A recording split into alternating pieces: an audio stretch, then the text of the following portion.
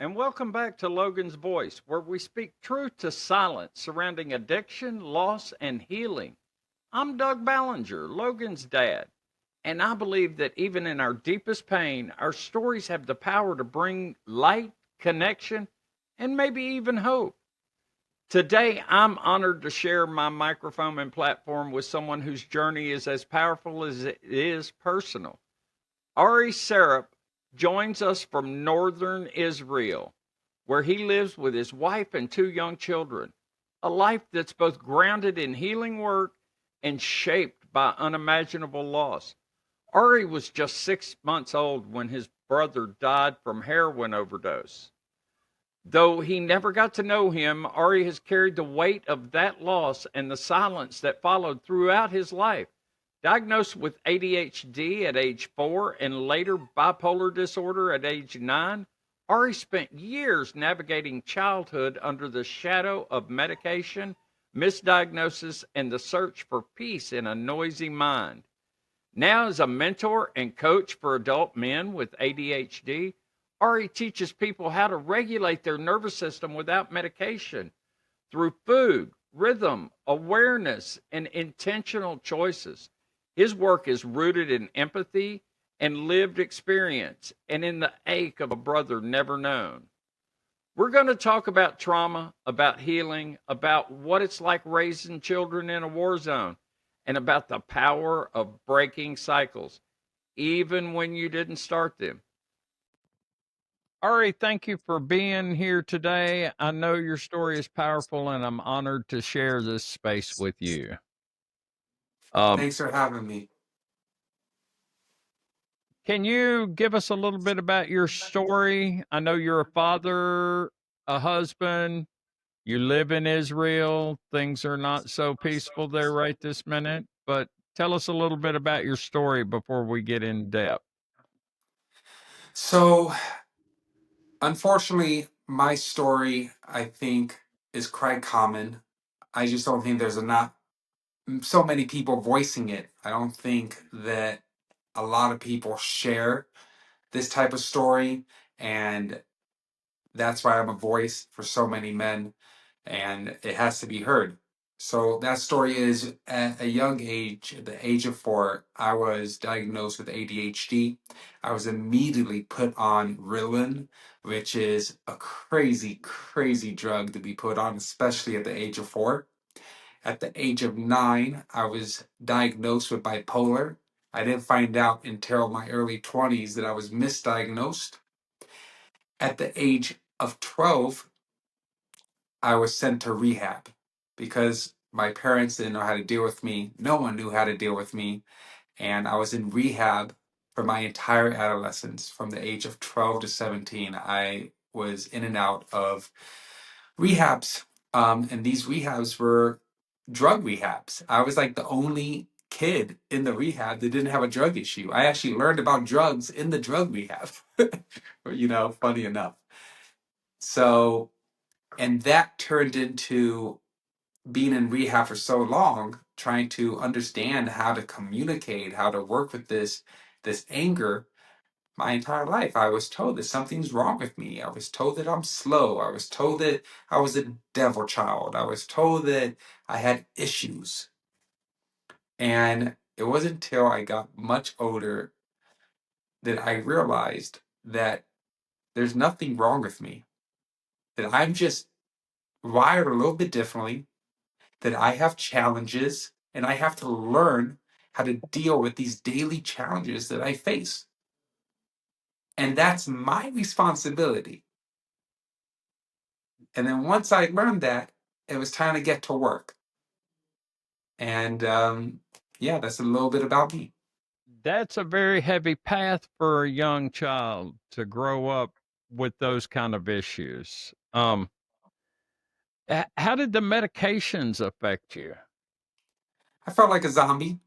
I felt like if I don't take the meds, I'm not able to function. And also, when I would have my tantrums, my parents would just give me my bipolar medication that, again, don't have bipolar, but at the time we thought that I did. And they would give me the bipolar medication to just make me quiet, because what it would do is it would knock me out and I I would pass out. remember I remember talking to my son because, you and I have had some conversation about my son who Right. died of fentanyl poisoning, and he was diagnosed with ADHD at a very early age. And I believe that that was where the path to addiction came into play, is that we were giving him a pill telling him this is going to fix you without addressing the underlying issue of what might have been bothering him or what he was troubled by. And being young parents, we trusted the people in the white coats that were telling us what to do. And unfortunately, that didn't turn out so well in my case. Um, did you feel Well, like you had we any also do things, Doug. We also do things as parents, as you know, unconsciously not understanding what the effect is going to have on our child. You know, exactly?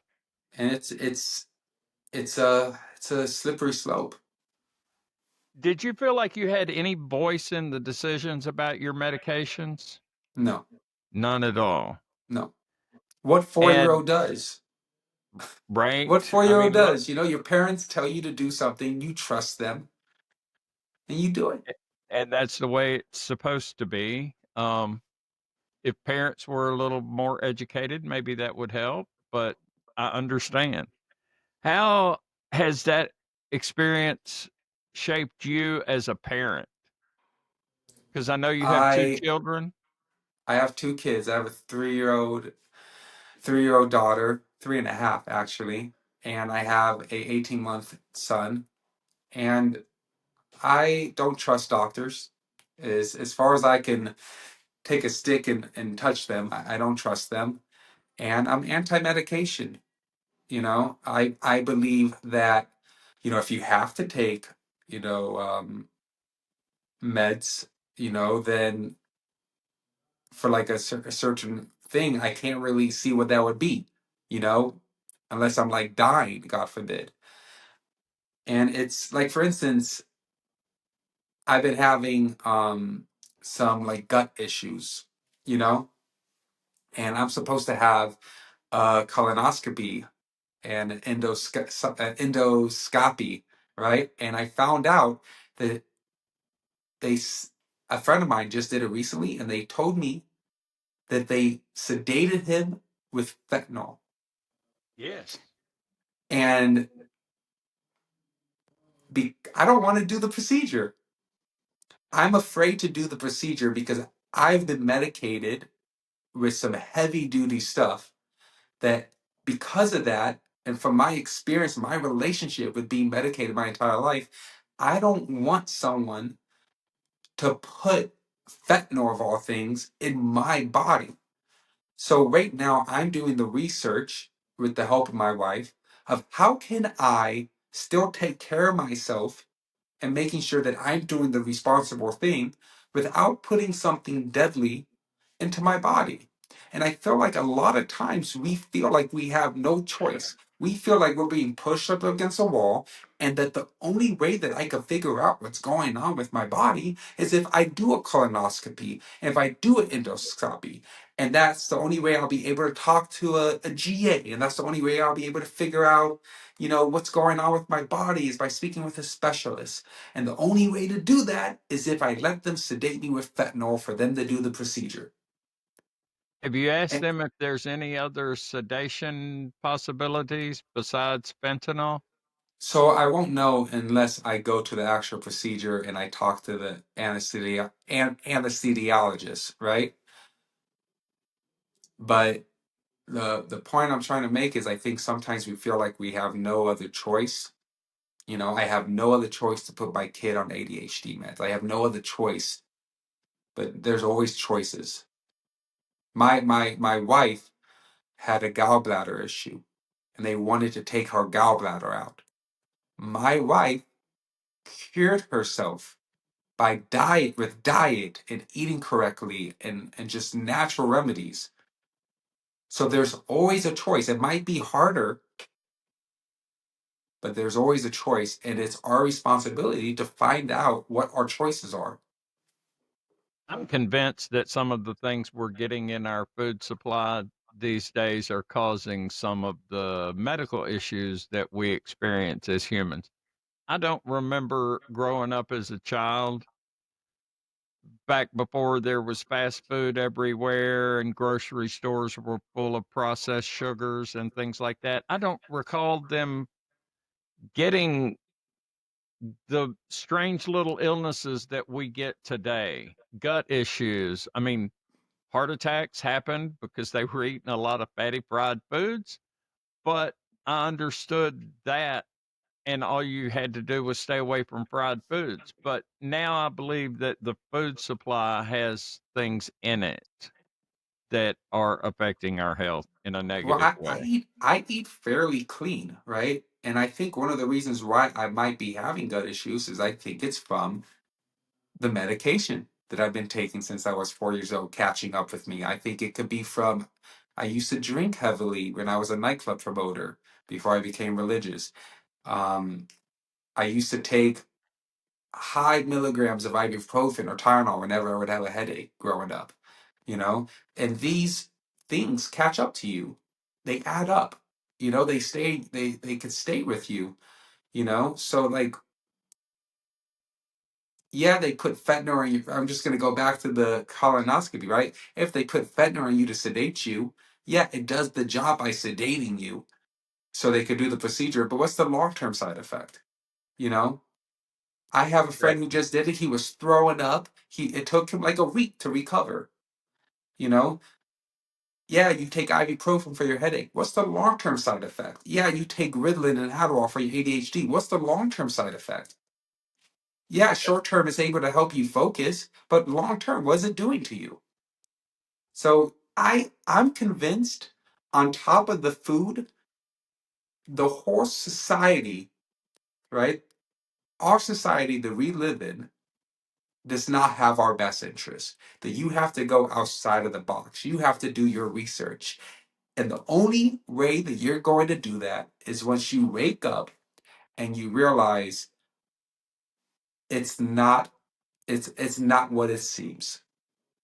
When you start to realize the hospitals are a business, when you start to realize that the doctors, the people in the right code don't have your best intention, right?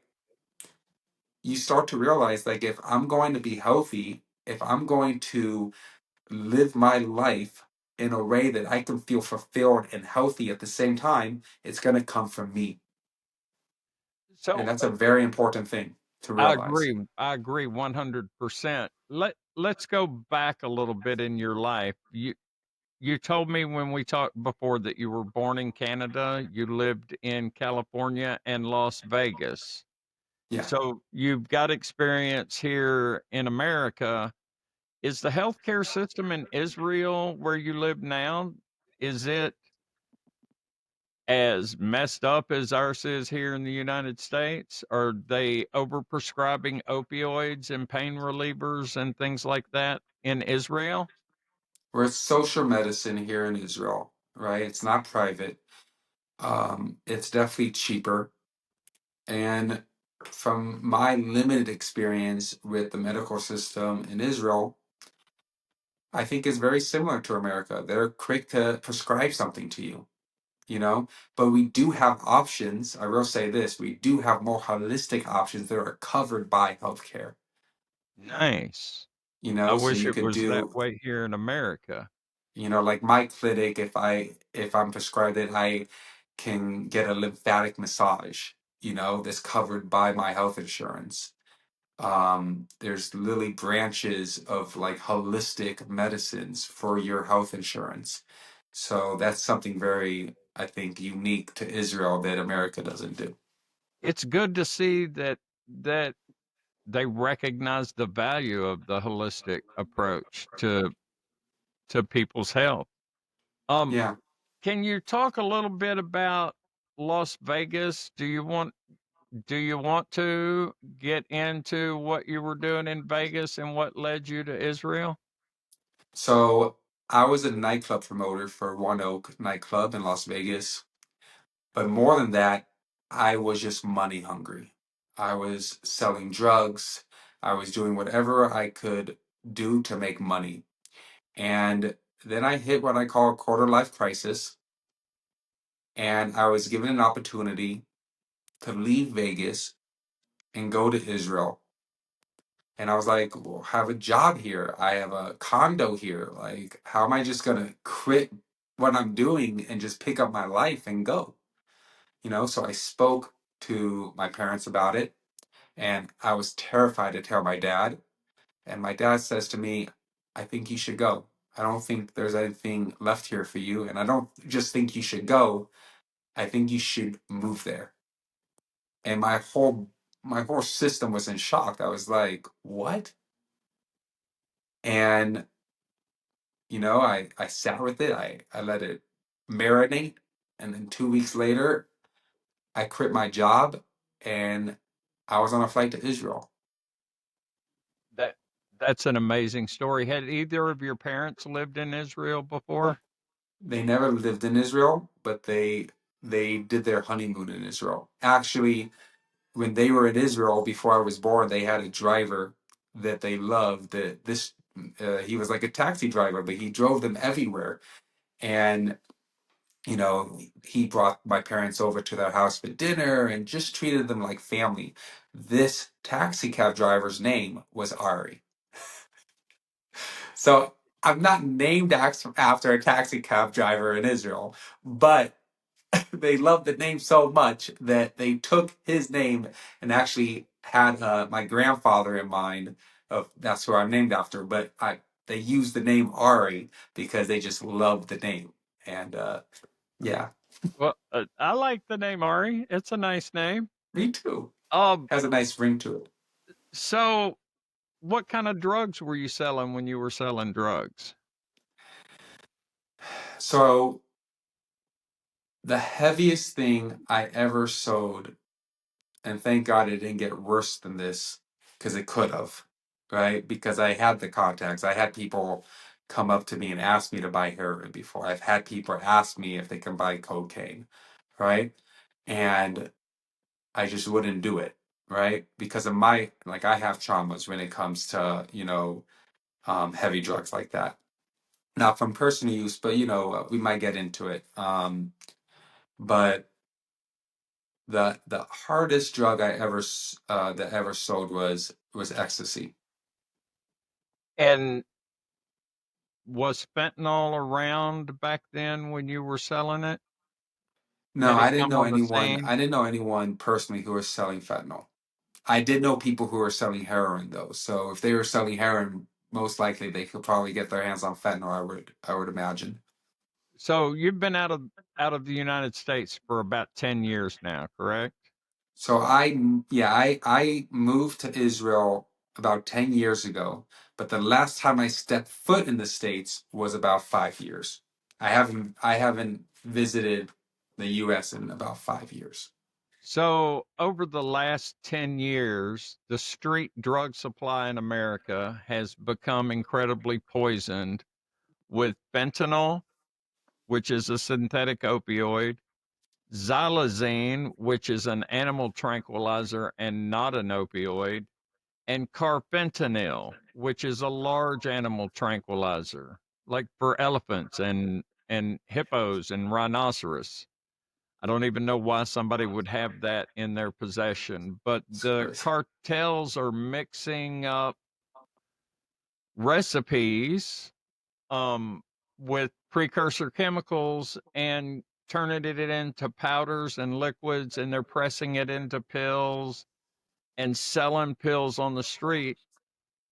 They'll tell you it's an ecstasy, and chances are there is fentanyl, cocaine, and xylazine in there, which is, in my son's case, that was what his toxicology report indicated, was those three drugs. Heroin was his drug of choice. Had he got heroin instead of that combination, chances are he would still be here and I would still be either celebrating him in recovery or talking to him every day about getting in recovery. um, And you have a brother. Do you want to talk about your brother for a minute? Yeah, for sure. I had a brother.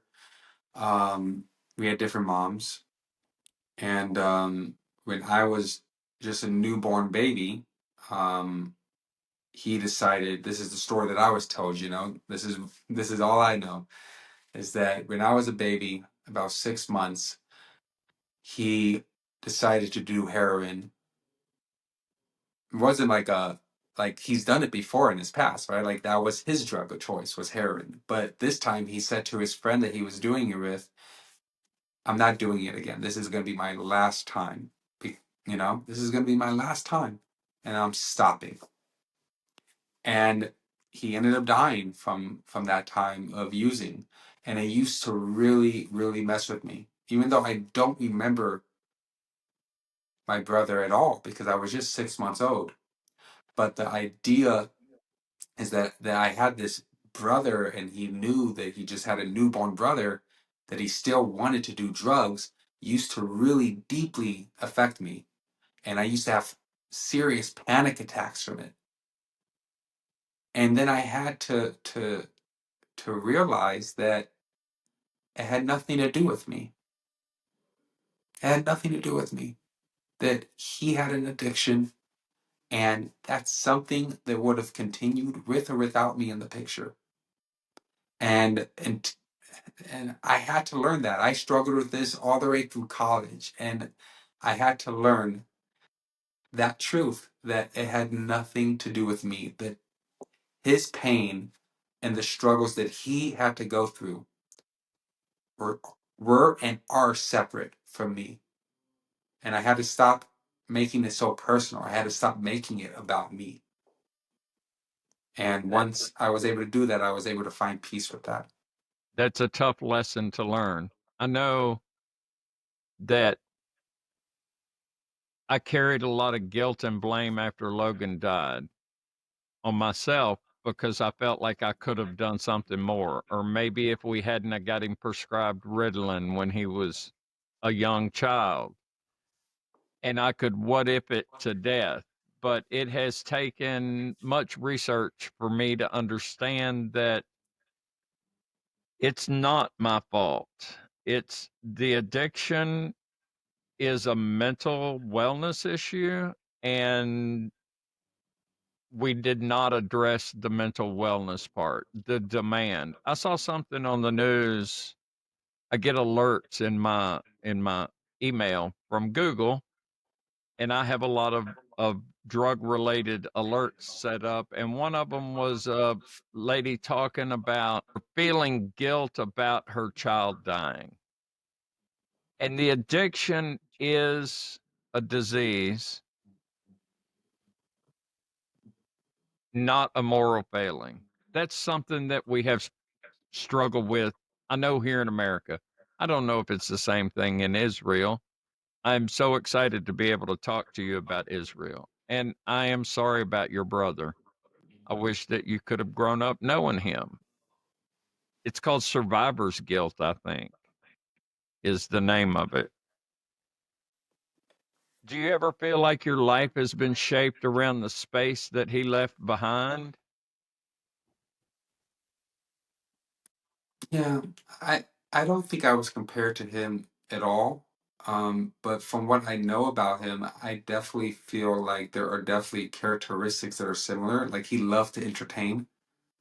He loved doing stand-up comedy. Like he was like he loved doing like impersonations of Richard Pryor. Like that was like his favorite comedian, I love Richard Pryor. right? And yeah, like I've always loved entertaining. I like stand-up comedy as well, even though I don't do stand-up comedy. But you know, and I had, when I look back on it, like I was never an alcoholic, but I enjoy drinking, like it was always very hard for me to just have a casual drink. Like if I started drinking, like I'll get into it, I'm enjoying myself, you know, and he was very much like that, that from what I know, But he would drink and mix it with his pills and do drugs, and there was no boundaries, there was no discipline. But I never felt that I was living in his shadow. Sometimes it's hard to find that off switch when you start drinking. Um, Right. and I find it easier in certain situations just to not drink much I agree with you. or at all. I agree with you. When I go camping, I may drink a little bit, but I'm at the campground. I'm not traveling. I'm not putting anyone in danger, and I don't have any responsibilities. Right. It, but Again, I that's think it still comes down to self-awareness, like understanding like why you choose to do something, you talk a know? little bit about self-awareness and how you've progressed into what you do now and how you help men with ADHD issues. I loved hearing you talk to our friend Shawnee, who is also a comedian, I have learned, um, about that on the podcast you did with her. If you could just tell my guys a little bit about how you approach life in general now. I know somebody who told me, "Hey Ari, I have multiple businesses and I'm able to get everything done that I need to do, but I take a pill. And if I don't take my ADHD medicine, I'm stuck on the couch and I can't do anything." To him, when he told me this didn't bother him at all. This was his reality, right? But this deeply concerns me. Like, this really concerns me when I hear people like this, because you're telling me, man to man, that you have no problem relying on a pill and not caring what it's going to do to you long term, but just knowing that short term, you're going to be able to do whatever you need to do, but also knowing that if you don't take that pill, you're going to be stuck on that couch and you're not going to be able to move or do anything. And that's not okay. That's not okay. And if Correct. anyone tries to convince me that it is okay, we're just going to have to like agree to disagree and just stop the conversation, because there's no changing my mind on that. Every man needs to understand how they operate. Every man needs to know that. We have to be in touch with ourselves. We need to tap in. Rav Noach Reinberg, the founder of Yeshivat Esha Torah in Yerushalayim in Jerusalem, once said that a man can live 70 years of his life and not know anything about himself. And what a shame that is. We are here for a limited time. You need to get to know who you are and how you operate and how you function. And you need to be aware of that. And that is one of the things that I do when I work with men. Like, we are getting aware of what we struggle with and what our strengths are, because that's what we're supposed to do. And it may not be easy, but it is a necessity if we're going to have any amount of happiness and confidence in what we do day to day. It has to happen. I agree 100%. You know, part of addiction and addiction triggers are the overprescribing of opioids for pain relief when you don't really need opioids for the pain relief. Like for tooth extraction, wisdom tooth coming out, you don't need 30 hydrocodones. Um, you might need a Tylenol or two to get you through the initial pain, but after that, ice packs will relieve that pain. And I don't think people die from the pain of a tooth extraction. But doctors, especially in the state of Arkansas, our state where I live is the number one overprescribing state of opioids in the country, in the United States. So if you tell the doctor no, they're like, "Oh, just take the script anyway." And they will hand you a prescription. I don't know if they're getting a kickback. I don't know exactly what's going on, but what I do know from my research over the past 5 years since my son died is that 5 days taking opioids will make a physiological change in your brain that then your brain will start to push you to seek out more medication because the withdrawal symptoms are going to be more painful than if you just go out and find you some more. That's what's causing people to die because when they do go find something on the streets because their scripts ran out and nobody will give them more, what they're getting has fentanyl in it or carfentanil or xylazine or something that's going to kill you. And that's not okay. Um, I think as a society, we have to learn how to treat our pain and our bodies with more respect. And like you were saying, understand what your body's telling you, understand yourself, learn who you are and be part of the solution, not just sit back and say, give me a pill, make it stop. Right. Um, I guess we've grown a whole generation or two or three of whiny babies that can't handle a little bit of pain. I Not get it. just that, not just whiny babies, but I also say it's a generation of, and I don't know if it's multiple generations of this, but it's you tell me what to do and I jump and do it, right? Like we don't think for ourselves, Yes. right? And Mizrat Hashem, God willing, now like that changes, right? That like now we start thinking for ourselves, and I think a lot of people are starting to wake up and be like, oh wow, they actually don't have my maybe they don't know, you know, maybe like maybe they don't actually know what's best for me.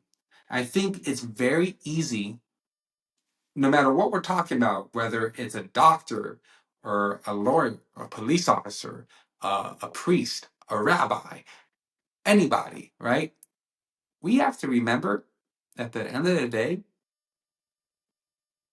I am I am flesh and bone, you are flesh and bone, a doctor's flesh and bone, and all they can do is give us their opinion, their recommendation, even if it's a professional recommendation, right? But it's not the word of God, right? It's not like God's coming down and he's talking to Moses, right? Right. And then Moses is giving over the word to the children of Israel. It's not like that, right? It So not we at have to all. be able to think for ourselves. I agree. I agree. What what do you wish somebody would have told you at the age of 9 or 19? That I'm not a problem, right? I think a lot of times kids with ADHD at a young age are criticized by the time, so much so that by the time they reach like 12, they already think so many negative things about themselves. I wish I was told more words of encouragement. I wish I was told, that I'm good, that I'm not crazy, that I'm not a problem.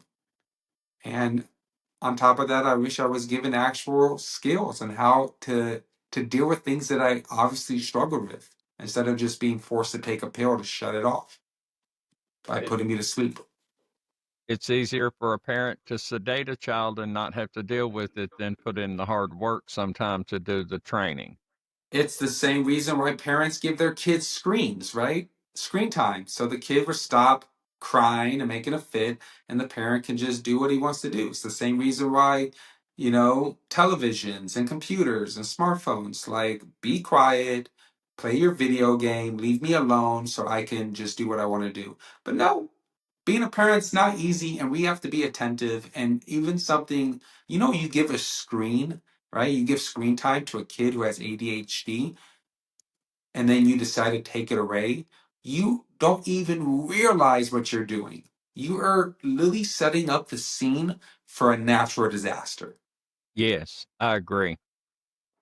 I agree. It's So much it's like giving them a drug and then taking the drug away. It's the same dopamine effect in their brain that they're getting from the screen time And then all of a sudden you remove that from them, and their brain is screaming, I need more, I need more. And they don't know how to react. They don't have the skills yet to react. Right. So, can you talk a little bit about some of the skills that you teach people, men, to. So we're depending on what a person's struggling with, Mhm. we're going it falls into one of the 11 executive functions of the mind. That's what we struggle with the most. So whether it's, emotional regulation or impulse control or time management or procrastination, organization, we're breaking down exactly what you're struggling with, and we're learning skills.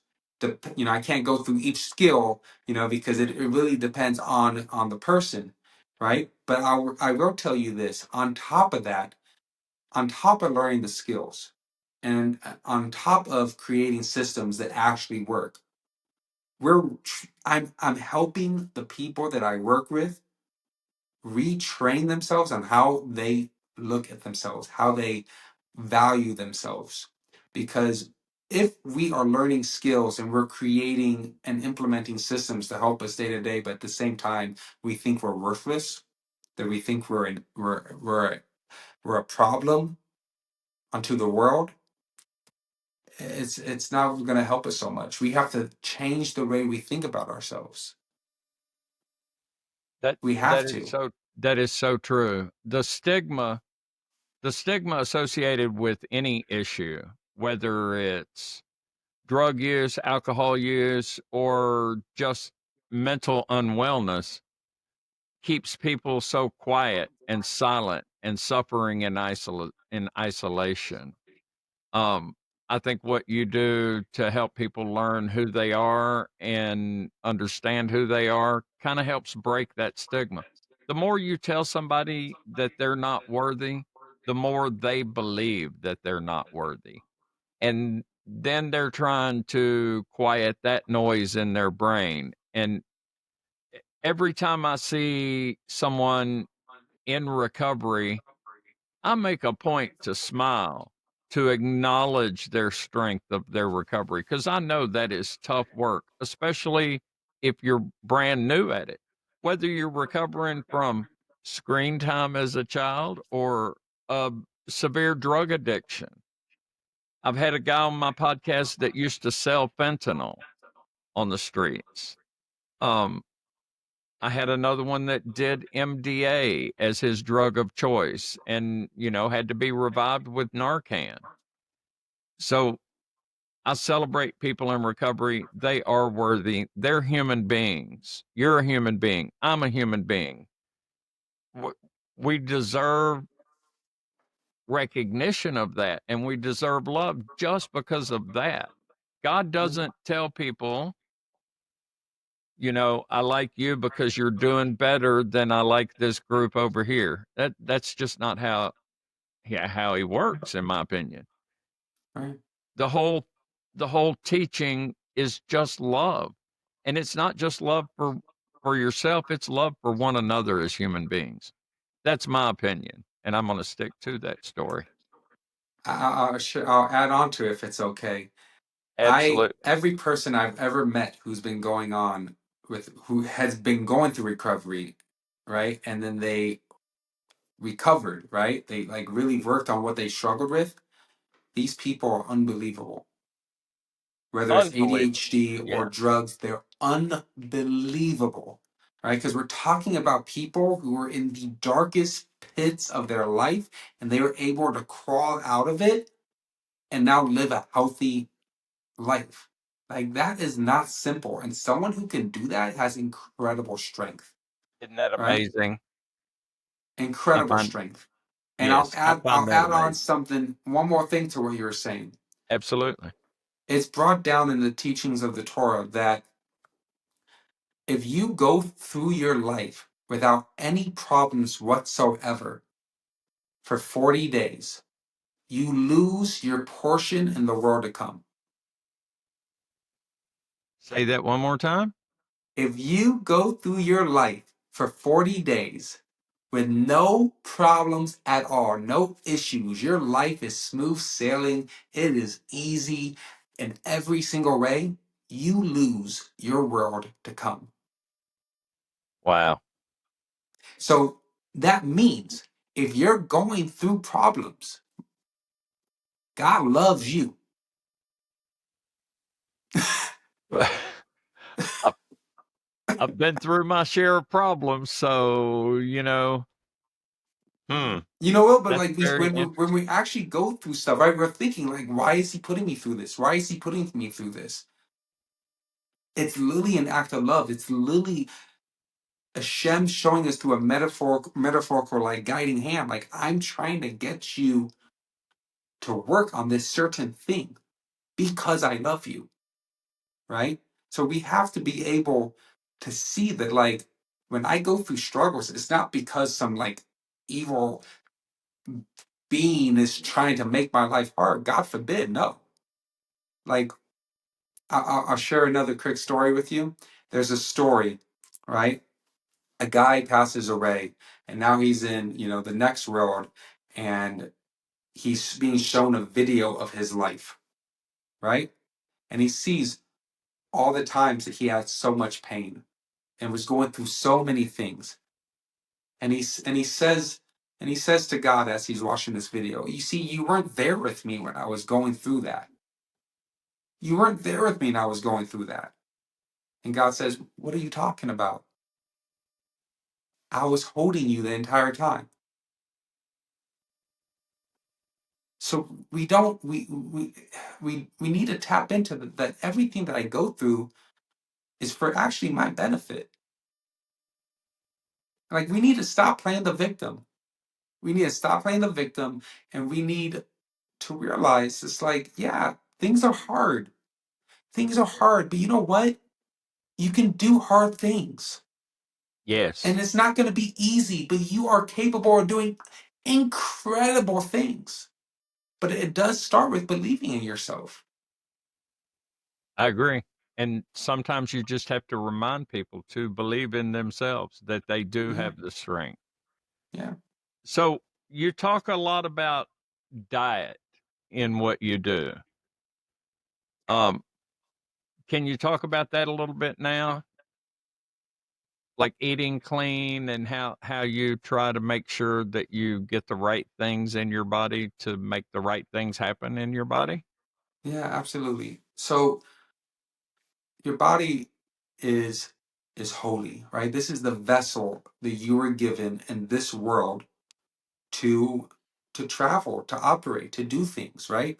If your body is not healthy, you're not going to be able to do good deeds in the world. You're not going to be able to contribute to society, right?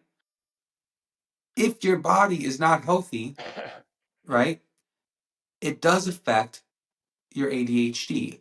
Even if you don't have ADHD, it's going to affect the way that you function, right? If I eat a whole bag of pretzels, am I going to feel good? No. If I'm eating pizza, right, a whole pizza to myself, am I going to feel good? No, right? And then you start to go deeper. You start to look at dairy. You start to look, is dairy good for me? Which it's not, right? If I start to look into if I mix bread and protein together, is that good for me? No. You start to look like, well, what's healthy for me? What's good for me? What's going to allow me to start functioning at an optimal level? You see, a lot of people, especially in the Western world, right? They live they live similar to a philosophy that the Romans lived by, which was today we party, we eat, we live, because tomorrow we may die, right? Eat and drink and do whatever you want because tomorrow you may not be here. We need to learn that we're not here to eat, drink, and party. That's not why you were brought into the world, right? You have a specific mission. And if you're going to reach that mission, you need to be taking care of yourself because you're not going to be able to fulfill that eating a bag of potato chips, watching your favorite television show on your couch.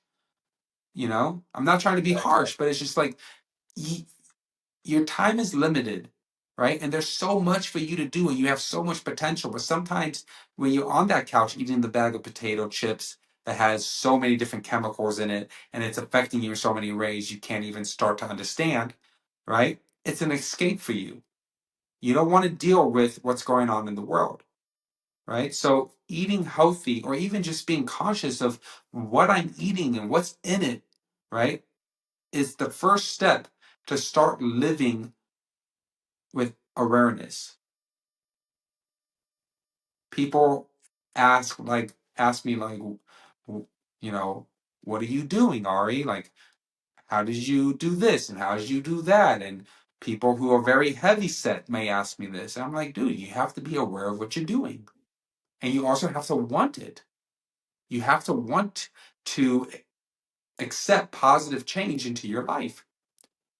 When a person gets so comfortable in doing something, even if, especially if it's a negative thing, to break that negative habit is really hard because you have trained yourself to do something negative. And there are spiritual evil forces out there, right? We're not going to go get too heebie jeebie, right? But there are things out there that don't want to see you succeed, Yeah, right? And I when you're agree. doing something negative for so long, it becomes part of you.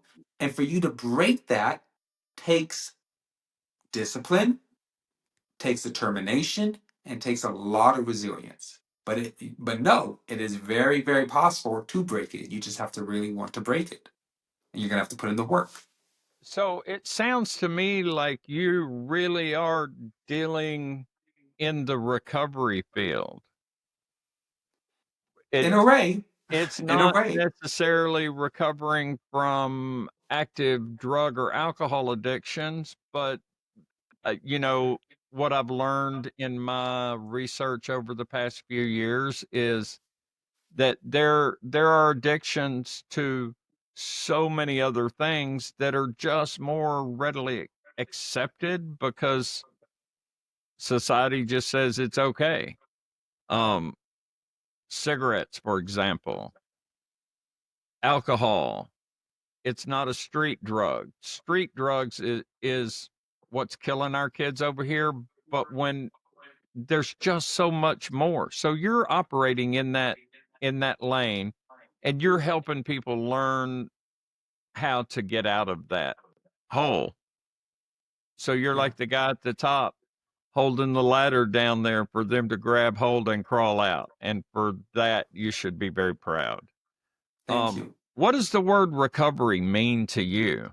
And you know, whether it's from a chemical addiction to a drug or addiction to food. When I think of the word recovery, I think that it's someone who has gone through some hardships and now he's trying to mend those pieces and get back to what he wants in his life, to who he really is, right? To that, like literally every single person has a light, has a flame shining inside of them. Sometimes that light gets a little diminished, but it never burns out. And when we're in recovery, we're trying to stoke that light so it can, build, it can build up, it can grow, and it can just be a big, beautiful flame. And and that's what recovery is, right? It's stoking that light inside of you and knowing that you're much more than the situation that you're in right now. You're much, much more, So recovery is huge. It's a huge thing because it's you deciding that I'm worth it and I'm gonna fight for it with everything I got.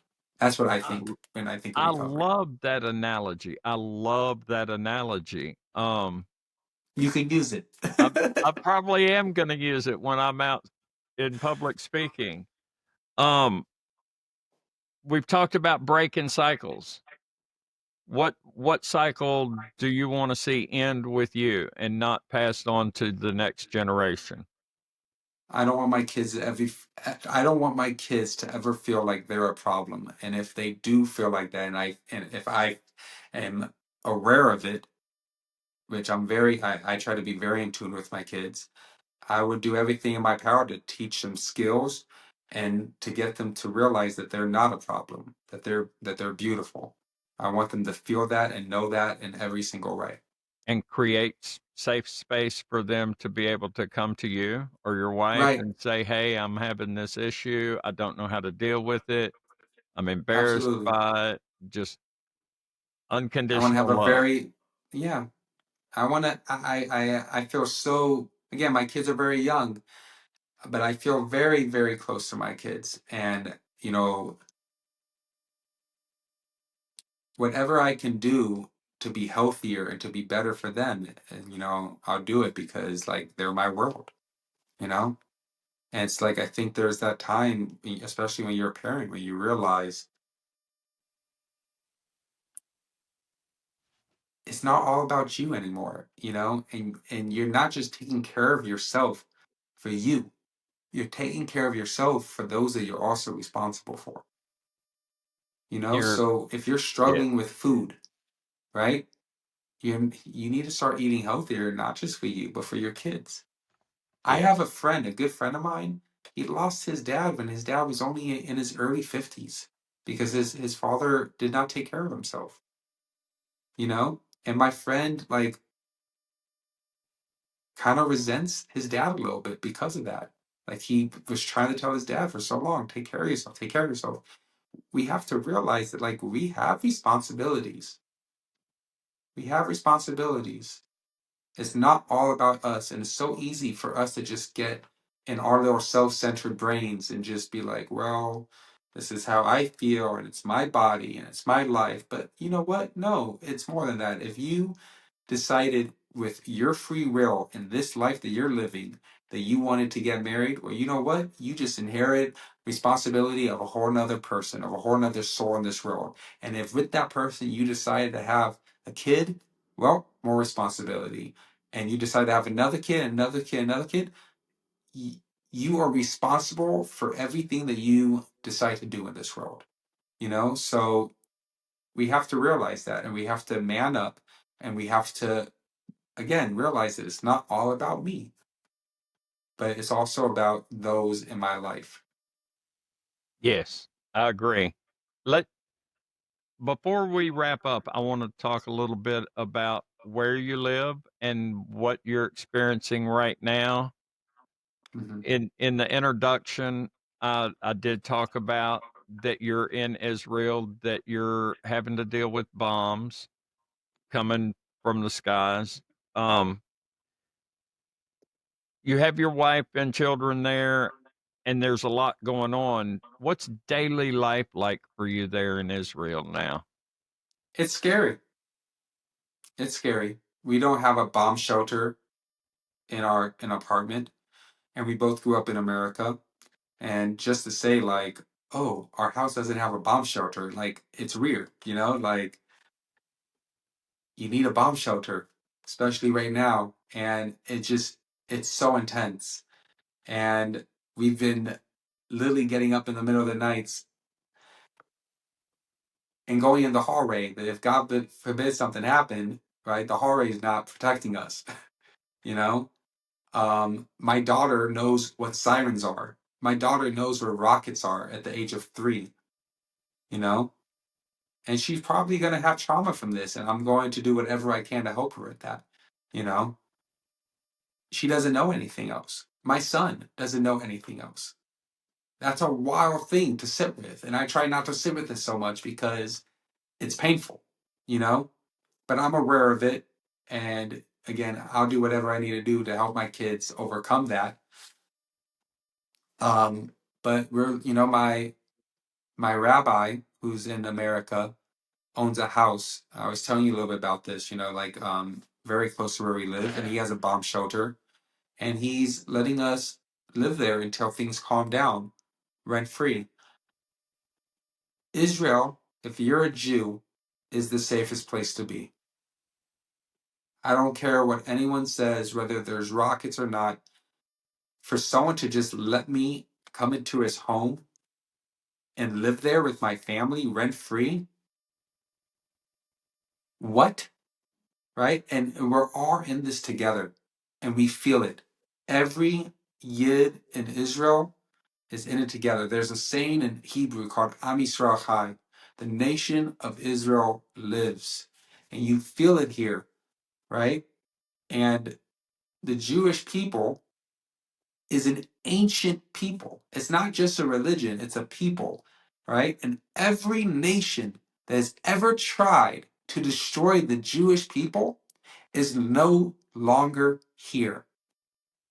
Every ancient civilization, every ancient civilization, and even not ancient, the Nazis no longer here, right? As big as they were, right? The Medians, the Assyrians, right? The Babylonians, the Romans, and I mean not like Italians, but the actual Romans, the Ottomans, every single civilization that tried to kill off the Jewish people no longer exists. You would think that they got the hint, but they didn't. Right? The Jewish people are not going anywhere. Right? And I feel, besides the Rockets, I know this is my home. I don't want to be anywhere else. You know, in America, anti-Semitism is at an all-time high. In Europe, anti-Semitism is at an all-time high. People are shooting Jews just because they're Jewish, walking down the street. Right? So whether you're in Israel as a Jew or you're in America or Europe or wherever you are as a Jew, right? It's just hunting season right now on Jews. That's what's going on. You know, why not be home in your country, right, with your people in one of the scariest times, definitely in our generation for sure, scariest times of my life for sure, right? Um, this is where we belong. And it's the safest space for you. Yeah, If I appreciate you sharing with that. And I have been praying for you on a daily basis. thank you, man. I'm I not appreciate that. Jewish, but I believe we pray to the same God. Um, Absolutely. since I've met you, Absolutely. because and especially since the bombs started falling, and I Well, you know, appreciate. the moment that we've been in contact, there's definitely been a very special bond. I don't know if you feel it, but I feel it. I felt connected to you the moment that you reached out to me. So being on this podcast with you, Doug, is I've been wanting to do it. I've been wanting to do this with you the moment that you reached out. I was just like, this is a special soul that I want to connect with. Thank you So so much. exactly like you said, at the end of the day, we are we are a people. We are souls in a body in this world, and we get to choose the good points that we want to see in other people. And if we trained ourselves, every human person, every being in this world, if we were able to train ourselves to see only good, there would be no war. Wouldn't it be a beautiful planet to live on at that point? It would be nice. um, if somebody's listening right now, a dad, a mom, or a kid, and they feel like they've been drowning in the pain or a misdiagnosis, what do you want them to know? What's Are one we talking thing that about you would think? paying for their kids or for themselves? Either or. I would say if they're a parent and they have a kid that has ADHD or a misdiagnosis and they just don't know what to do, right? I would say that you need to seek out help, right? But know what you seek out. Know that the answer is not in a pill. Know that that just shuts out the symptoms temporarily, but they're still going to have this thing that they struggle with. Teach them, teach your kids, and if it's yourself, teach yourself how to deal with the things that you struggle with. And if you need help, right, with someone like myself or someone in your city, right, who does that, like I recommend that. Go to someone who has navigated it before. Go to someone who has experienced what you're experiencing.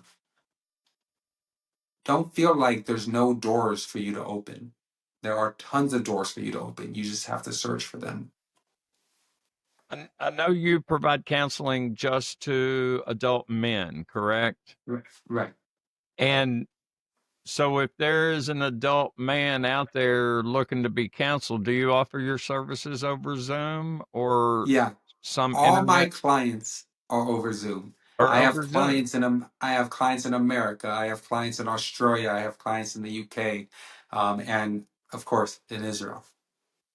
Um, do you want them to reach out to you on Facebook, or how? Can you They send me can reach out to something? me on Facebook. They Uh-huh. can email me as well, which is Okay. Ari Serap 26 at gmail.com. I also have Instagram and YouTube, so I'm in the process of creating a website, because I just feel like that would just be an easier place to send people. Um, I've been pushing it off for way too long, you know. uh, is there anything else? I'm going to put links down below in Okay. the comment section or wherever you put links in this podcast so people can find you if they need to find you. Is there hmm anything else that you would like to say before we wrap up? There's a Hebrew word called kavanah, which means intention, right? Whenever you're making change in your life, you have to recognize what your kavanah is. What is your intention? Without that, nothing gets done. So know Wrote what that your this morning. That's my what? note. This is my notes from this morning. You wrote down kavanah. I wrote it down because I heard it. I heard it on a discussion on TV, and I wanted to know what it meant, especially before I came in this conversation with you. And it's intention, focus, and mindfulness. And Don't you love how the world works sometimes? and there you are mentioning it, but I didn't mean to interrupt you, but go ahead. No, but it's exactly that. Being mindful and aware of what you're doing. You have to have clear goals, a clear intention before you do anything. Know what your kavanah is. Know what your intention is. That's amazing. That's amazing. I appreciate you today visiting with me and whoever might be listening to this podcast later. And thank you for bearing with me while I got my technical issues resolved. Happens to the best Uh, of us. I've got this mouse died apparently, so this mouse is the replacement, and it's not purple. I love purple, but That's my uh, favorite color too, it believe it or not. and it's the color of our movement here. Fentanyl and overdose deaths are usually a purple thing. Okay. Um, cancer has red ribbons. We have purple hmm ribbons. So I may reach out to you. We may do more podcasts together. I I really would love that. enjoy talking to you. And for now, I'm just going to pray that your family is safe and that you get moved into the other condo that has a bomb shelter in it. Oh man. Thank you. Thank you. You have a great day. It was such an honor to have Ari on today to talk about his life and how he has become a coach for other men who struggle with ADHD. If something he said resonated with you, please reach out to him. I'll put links in the show notes below, and also check out logansvoice.com. Look at our swag shop, check out my book, Logan's Story, and until next time, be kind to one another. I am Logan's voice. I am Logan's dad, and I will not be silent.